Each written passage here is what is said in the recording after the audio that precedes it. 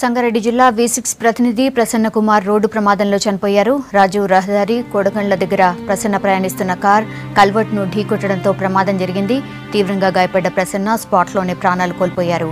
తమ్ముడి వివాహానికి పెళ్లి కార్డులు ఇవ్వడానికి వెళ్తుండగా ఘటన జరిగింది. ప్రసన్న స్వగ్రామం గోదావరి ఖని. ప్రసన్న మృతి పట్ల V6 యాజమాన్యం అలాగే సిబ్బంది సంతాపం తెలిపారు.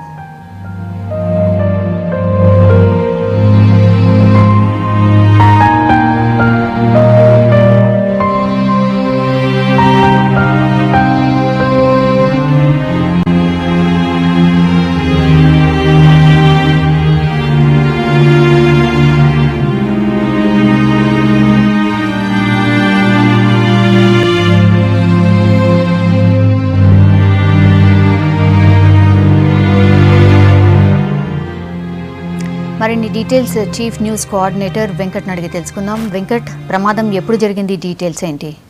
సౌమ్య, ఈ సాయంత్రం ప్రసన్న కుమార్ సంగారెడ్డి నుంచి గోదావరి ఖనికి తన తమ్ముడి పెళ్లి పనుల్లో భాగంగా పెళ్లి బంధువులందరికీ తర్వాత మిత్రులకి పెళ్లి కార్డులు పంచే ఉద్దేశంలో భాగంగా అందరికీ పంచుతూ గోదావరి ఖనికి బయలుదేరేటప్పుడు తన కారులో బయలుదేరుతూ ప్రజ్ఞాపూర్ దాటిన తర్వాత 7 కిలోమీటర్స్ పోయిన తర్వాత రోడ్డు పక్కన ఉన్న కల్వర్ట్కి కారు ఢీకొనడం జరిగింది. ఎదురుగా ఏదో వాహనం వచ్చినట్టు అక్కడ ఉన్న స్థానికులు చెప్తున్నారు. అయితే కరెక్ట్ గా చూసిన వాళ్ళు లేరు. బట్ కారు మాత్రం కల్వర్ట్కు ఢీకొన్నప్పుడు అక్కడే బలమైన గాయాలు తగిలినాయి. సో అతను అక్కడికక్కడే మృతి చెందారు. అయితే గజ్వేల్ ఆసుపత్రికి తరలించేందుకు స్థానికులు అక్కడ ఉన్న వాళ్ళందరూ గజ్వేల్ ఆసుపత్రికి తరలించారు. ఆసుపత్రికి తీసుకెళ్లిన తర్వాత డాక్టర్లు చూసి అతను అప్పటికే మృతి చెందినట్టు ధృవీకరించారు. సౌమ్య, ఇది చాలా విషాదకరమైన పరిస్థితి. ఎందుకంటే ఈరోజు అతని తమ్ముడు రాహుల్ పెళ్లి కరెక్ట్ గా 10 రోజుల్లో పెళ్లి ఉంది. బంధువులంతా ఇంటికి వచ్చారు గోదావరి ఖనికి.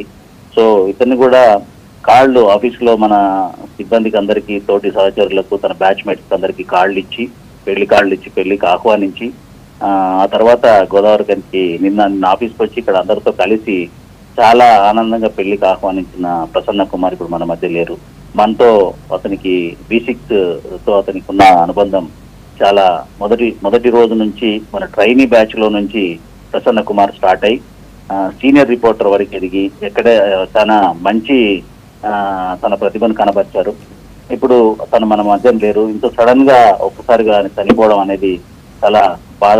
వాళ్ళ కుటుంబం సభ్యులు తర్వాత V6 సిబ్బంది అసలు ఆ బాధను జీర్ణించుకోలేని పరిస్థితి ఏర్పడింది.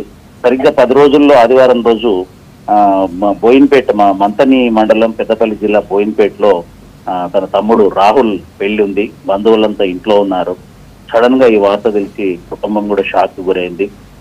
V6 సిబ్బంది తోటి సహచరుని కోల్పోయి వాళ్ళంతా కూడా చాలా బాధాతప్త హృదయాలతో ఉన్నారు.